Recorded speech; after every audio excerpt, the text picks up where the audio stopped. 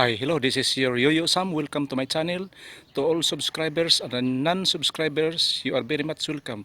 If you have any comment, just go to the comment section on my channel and hit also the notification bell with a ringing sign. Thank you very much and thumbs up. Come on, let's bolt in.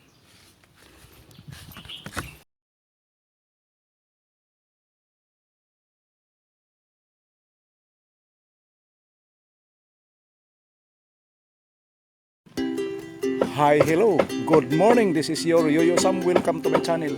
Sa araw na ito ngayon ay February Saturday 2021.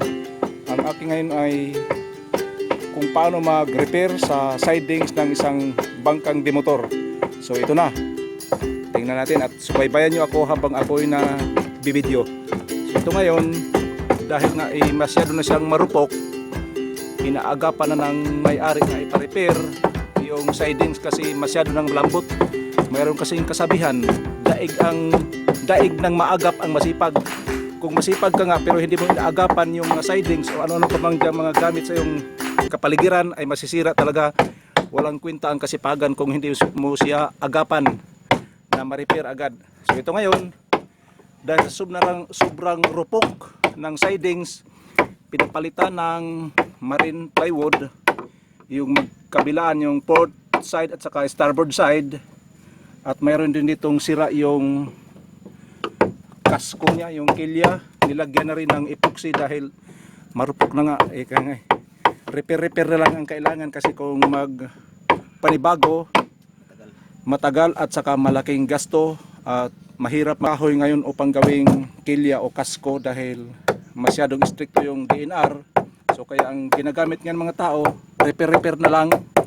Mayroon din silang balak na nga, hindi na sila gumagamit ng purong kahoy, maggamit lang sila ng plywood, yung parang outboard type na bangka ang gamitin nila, ay gayahin para makabili sila ng plywood. Madali na lang kasi plywood naman kailangan 2x size o ganyan 2x4.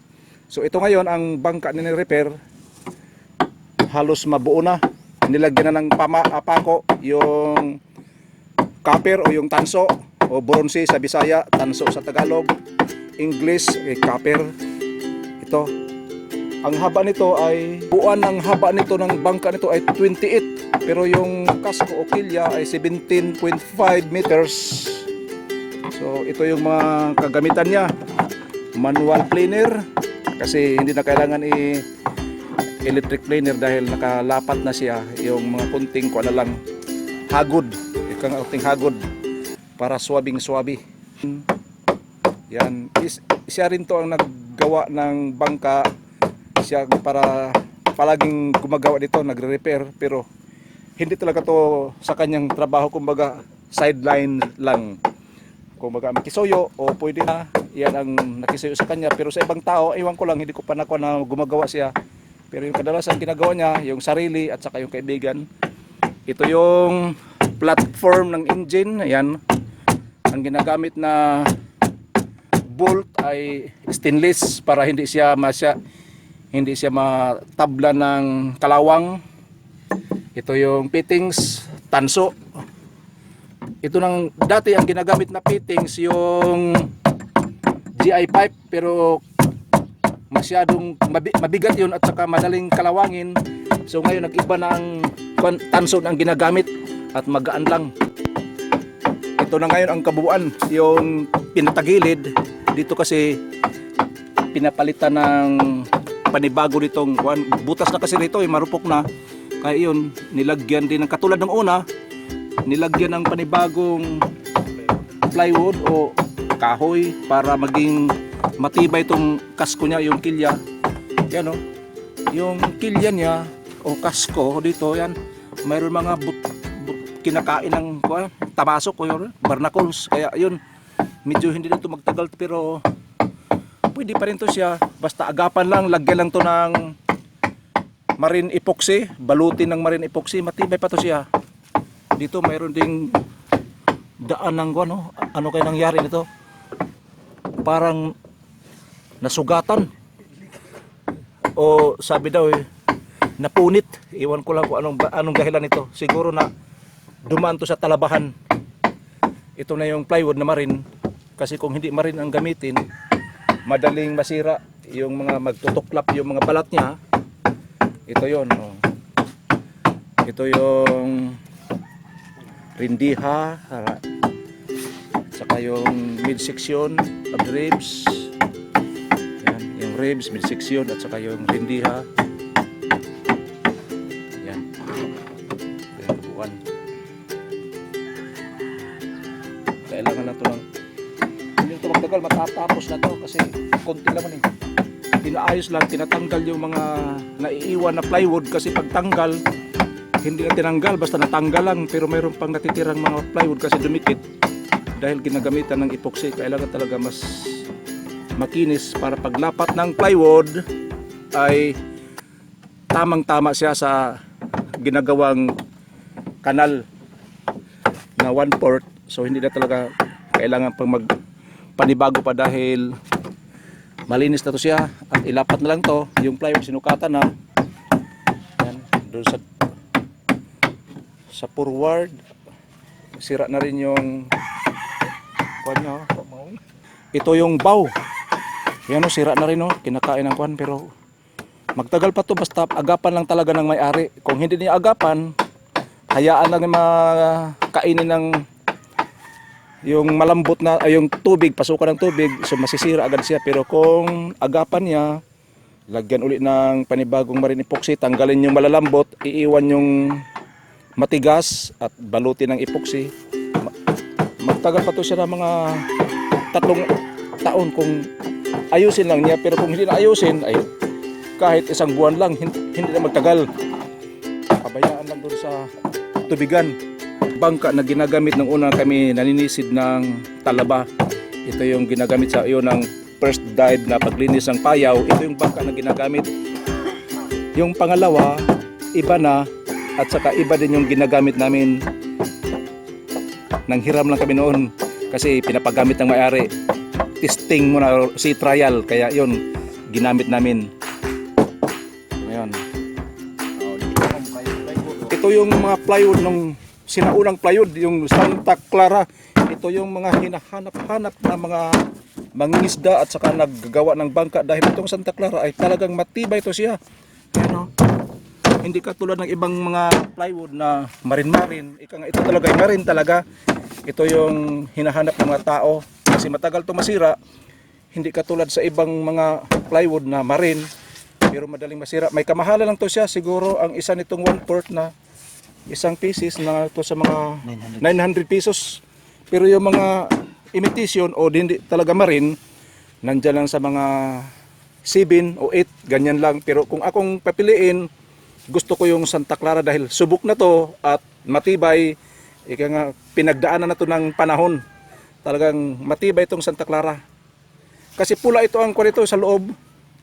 Mayroon itong mga fiber na nilalagay dito sa Santa Clara. Yung, sa dito yung skin niya, yung balat. Mayroong fiber dyan sa loob. Hindi katulad ng iba na walang fiber. So masisira talaga siya, magtutuklap ito. Hindi. Ito yung hinahanap ng mga tao, yung marine plywood na Santa Clara. At saka mabilis itong mauubos dahil ito hinahanap ng mga tao na gagawa ng bangka. Matibay ito. Hindi basta-basta itong Santa Clara. Yan. Nagre-repair. So ito, yung makina ito, Lunsin gasoline engine. Ilang horsepower? 7.5 horsepower. Pero gasolina siya ang ginagamit, hindi diesel. Maganda yung diesel, mas matipid siya kontra sa gasoline. Pero yung sa sunod na lang yun, yung gasoline versus diesel fuel engine, ang aking topic. Hindi muna ako mag-touch ngayon kung ano kasi magdubli na. Ika nga, ito lang muna yung pag-repair. Sa sunod na yung one versus diesel o fuel, diesel fuel o gasoline feed engine. Yan, ito inaayos niyan. O masyado bang og lapat na ba? O sa Batanggin nyo pa ay lapat-lapat laang. Yan. Okay na. Lagyan dito ng slot para makapasok. konti na lang kung ito problema. Matatapos na to siya. Pinalitan ng banibagong dito yung ribs dahil sira na, kaya pinabalitan ng bago para matibay siya. Rindiha or mid-section. Ilang plywood yung ginagamit ngayon? 2 plywood na marin magkabilaan, so isang side, isang plywood, sa kabila isa rin. Port and starboard side, tig-isa, bali 2 plywood ang nagamit dahil mahaba-haba yung sira ng bangka. Ito yung aft, ito yung rudder post, medyo maluwag na ang rudder post. Next week nandun na to sa may tubig, patakbo-takbo na to. sa ngayon hindi pa nakatakbo. Tamang-tama din, mayroong mga darating na low pressure, so tama lang din, nag-ayos sila ng bangka. Kasi ngayon bawal man talaga lumabas dahil medyo maalon at malabo ang dagat. Medyo may kalamigan din ang panahon dahil makulimlim ng guhit, kasi bawasan yan. By hand planer ang gamit niya kasi sa gilid-gilid lang, hindi na kailangan talaga ng dahan-dahan lang to para siya ay magkasya doon sa isla. Yan lang ginagawa niya, hand planer. Pero kung hindi pa to original na plywood ang ginagamit, pag hand planer kayo, magkasira-sira yan, magkabusal-busal dahil hindi masyadong pagkasiksik yung laman loob ng plywood. Pero dahil siya ay Santa Clara, kita mo walang busal-busal kasi solid talaga. Yan o, hand planer lang ang ginagamit, hindi siya nasisira kasi buwan siya, solid ang laman. Pagkatapos ng makabit na lahat, kuha na ito ng epoxy, balutin na ng marine epoxy, depende sa may-ari kung buong katawan ang balutin, nasa kanya na. Pero ito mga dugtungan, lagyan talaga ito ng epoxy. Dati kasi nung sinauna pa, hindi pa uso yung epoxy, balaw lang ginagamit, saka yung alkitran, yung mayon, yung coal tar, yun ang ginagamit. Ngayon epoxy na. Nung una, nung panahon na ng lolo ko at saka yung tatay ko, ang ginagamit lang talaga yung mayon, yung coal tar at saka yung balaw. Pero ngayon epoxy ang ginagamit ng mga tao. Mas bintaha nga talaga yung epoxy kaysa sinauna. Pero yung coal tar naman flexible din yun. Kung tag-init, malambot siya. Kung malamig, tumitigas. Pero hindi siya basta-basta masisira din yun kasi flexible nga. Sumasabay sa panahon. Itong kasing epoxy, mainit man o malamig, kung ano matigas na siya, talagang matigas na, hindi siya panibago pa yung structure ng kanyang halo sa epoxy. Yun lang, panibago na yung hagod ng hand planer. Yan.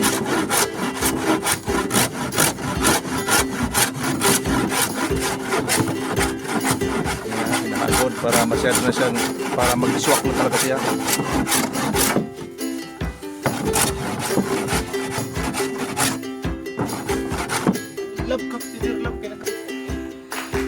Ay, yan, hinahawakan ng kanyang partner, Arlene. Yan, kasi wala silang yung katulong, sila lang dalawa. Family business lang to. Hindi na kailangan mag-hire pa ng iba. Wala ibang helper. Misis talaga ang helper, kahit saan pa man talaga. Magkatuwang talaga yung Mr. and Mrs. sa mga gawain pangbahay o mga simple na gawin. Huwag lang yung mabigat masyado kasi hindi na pwede. Ito lang, maghawak-hawak lang sa plywood. Pwede na. Yan.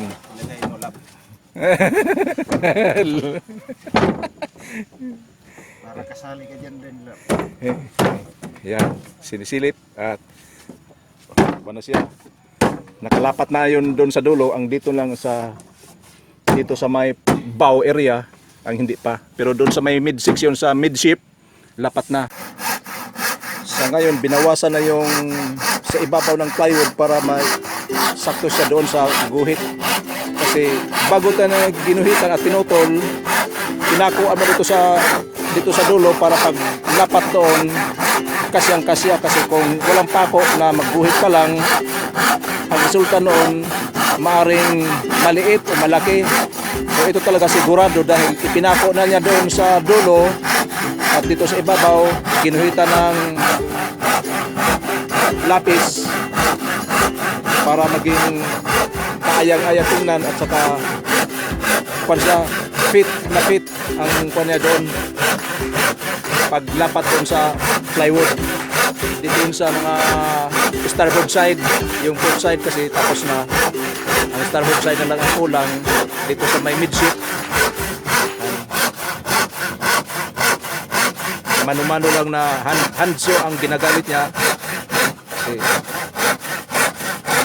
kung pampato, jigsaw, madali lang pero mano-mano lang, pero okay din itong mano-mano to kasi wala talagang kabusal-busal, matalas tong wala to, yung handsaw na ginagamit, bagong hasa. Hi, hello, this is your Yoyo Sam. So bago ang lahat, ako'y hindi pa ako makalimot, ako muna magpaalam at magpasalamat sa aking mga masugid na taga-subaybay ng aking YouTube at saka yung mga bagong subscribers. Thank you very much for subscribing me my channel, and hit also the notification bell and share it to your friends. So this is your Yoyo Sam. See you in my next vlog. Bye bye.